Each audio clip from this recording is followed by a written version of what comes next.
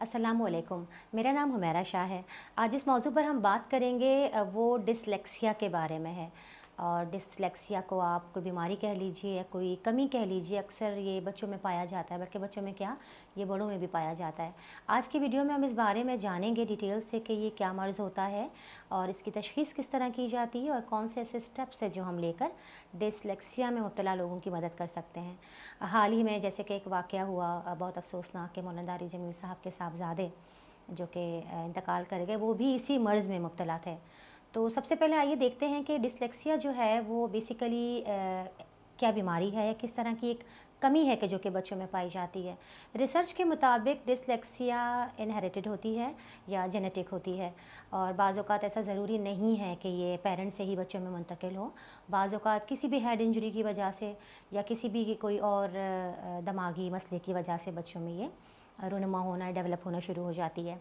Dyslexia जो है वो इसका जो डायग्नोस जैसे कि मैं कहूँगी, तो डायग्नोस ये जब बच्चा स्कूल जाता है तो तब होता है, क्योंकि ये बीमारी जो है वो बच्चों को रीडिंग करने में, उसके बाद राइटिंग करने में और स्पीकिंग करने में थोड़ा सा मुश्किल का सामना करना पड़ता है। इस मर्ज़ में मुब्तला जो शख्स है वो रीडिंग नहीं कर सकता, वो राइटिंग नहीं कर सकता, फिर ज़ाहिर है उसको स्पीकिंग में भी मसला होता है। बाज़ औक़ात वो अल्फाज़ों को कुछ गड़बड़ कर लेता है या कुछ जो है वो आगे पीछे सेंटेंसेस को कर लेता है।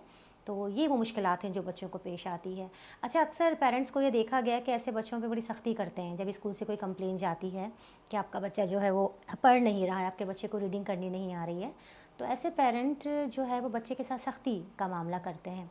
और ये तो फुकदान है हमारे मुल्क में कि हमारे पास कोई वेल ट्रेंड स्टाफ नहीं होता कि जो इस मर्ज़ की तशख़ीस करें और देखें कि बच्चा पढ़ क्यों नहीं पा रहा। देखिए, हम बच्चे को सज़ा तो दे देते हैं कि बच्चा रीडिंग नहीं कर रहा है, बच्चा पढ़ नहीं रहा है, अपने पढ़ाई का लेसन याद करके नहीं आया, लेकिन हम इस बात को जानने की कोशिश नहीं करते कि वो बच्चा क्यों नहीं पढ़ पा रहा, या ऐसी क्या कोई कमी है, कोई लेकिंग है उसके अंदर। तो ये जो है वो डिसलेक्सिया का मर्ज़ है जो बच्चे में होता है। बहुत लकी होते हैं वो पेरेंट्स के जो जिनको कोई टीचर ही आके बता दे कि आपके बच्चे में ये मर्ज़ है।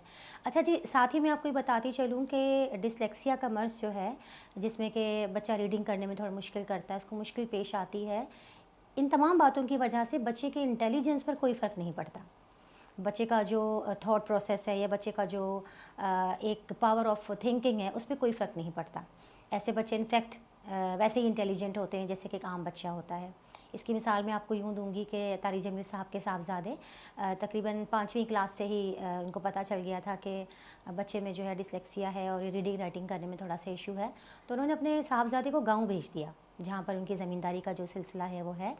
वहाँ पर उन्होंने अपने बच्चे को एक स्किल में जो है वो इन्वॉल्व कर दिया कि ज़मीन को संभाला जाए, कारोबार को देखा जाए। तो माशाल्लाह वो बहुत एक ज़हीन जो है वो औलाद थे अपने फ़ादर के, और उन्होंने वहाँ पर जब काम में इन्वॉल्वमेंट अपनी डाली तो उनको पता चला कि मैं क्यों ना यहाँ पर एक फैक्ट्री जो है वो डाल दूँ, जिससे कि गाँव के लोगों को भी फ़ायदा हो और इसके अलावा नए इक्विपमेंट और नई टेक्नोलॉजी के ज़रिए अपनी ज़मीनों को हम जो है वो ज़रियाब या खेती बाड़ी वगैरह उस पे कर सकें। तो इन तमाम बातों को कहने का मकसद ये है कि ऐसे लोग जो कि डिसलेक्सिया के मर्ज़ में मुब्तला होते हैं, वो ऐसा नहीं कि ज़िंदगी में कुछ कर नहीं सकते, वो बहुत आगे बढ़ सकते हैं।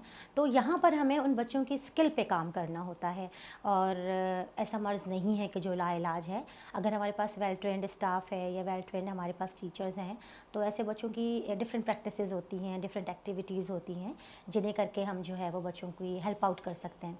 स्पेशल एजुकेशंस अरेंज की जाती है ऐसे बच्चों के लिए, जो कि स्कूल में ही होता है, और बच्चों को बार बार जो है वो मुख्तलिफ़ तरीके से उसकी प्रैक्टिस करवाई जाती है। जैसे कि बी और डी का फ़र्क बच्चे को पता नहीं चलता, वो सेंटेंसेस को, वर्ड को मिक्सअप कर देता है।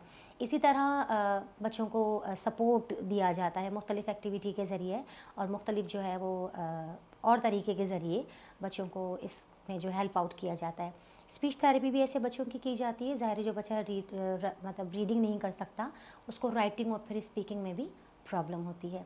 देखिए, आज की इस वीडियो को बनाने का मकसद सिर्फ यही है कि पेरेंट्स जो है वो कभी भी अगर बच्चा आपका पढ़ नहीं पा रहा है तो उसको डांट डपट बिल्कुल ना कीजिए, बल्कि उसके साथ बहुत नरमी से जो है वो मामलात कीजिए, और देखिए कि उसको ये मसला क्यों हो रहा है। उसके टीचर से बात कीजिए, और मतलब अरेंजमेंट पीटीएम की ज़्यादा से ज़्यादा कीजिए कि आप टीचर के साथ कनेक्ट रहें और उस बच्चे का टीचर और पेरेंट दोनों मिलकर हेल्प आउट करें ऐसे बच्चों के लिए। और मैं दोबारा कहूँगी कि ऐसे बच्चों के इंटेलिजेंस पर कोई असर नहीं पड़ता, बल्कि ये आम बच्चों की तरह इंटेलिजेंट होते हैं।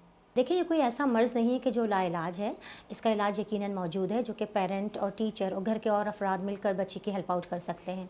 बच्चे को मोटिवेट रखिए, बच्चे को कभी ये ना महसूस होने दीजिए कि तुम तो कर ही नहीं सकते, तुम्हें तो करना नहीं आता, तुम्हें तो पढ़ना नहीं आता, तुम तो नाकाम रहोगे, इस तरह के अल्फाज़ों से गुरेज़ कीजिए। अच्छा, इस सिलसिले में आप डॉक्टर्स की भी हेल्प ले सकते हैं, चाइल्ड स्पेशलिस्ट मौजूद हैं हमारे पास बहुत अच्छे पाकिस्तान में, जो डिस्लेक्सिया के मर्ज़ पर बहुत अच्छा काम कर रहे हैं। और इसके अलावा आप देखिए कि आपके बच्चे का रुझान कहाँ पर है, तो उसको स्किल में, किसी बेहतरीन स्किल में डाल दीजिए। जैसे कि मैंने आपसे कहा कि ऐसा बच्चा इंटेलिजेंट होता है, तो आप उसकी स्किल पे काम कीजिए और इसकी स्किल को ग्रो कीजिए। यकीनन हम सारे मिलकर, पेरेंट, टीचर और फैमिली के और मेंबर्स मिलकर ऐसे बच्चों की अच्छी तरीके से हेल्प आउट कर सकते हैं। उम्मीद करती हूँ कि हमेशा की तरह आज की वीडियो भी ज़रूर इन्फॉर्मेटिव रही होगी। इस सिलसिले में अगर आप कोई सवाल पूछना चाहते हैं तो कमेंट सेक्शन में मुझसे रब्ता कीजिए। मैं यकीनन हाज़िर हूँ आपके सवालों के जवाब देने के लिए। बहुत शुक्रिया।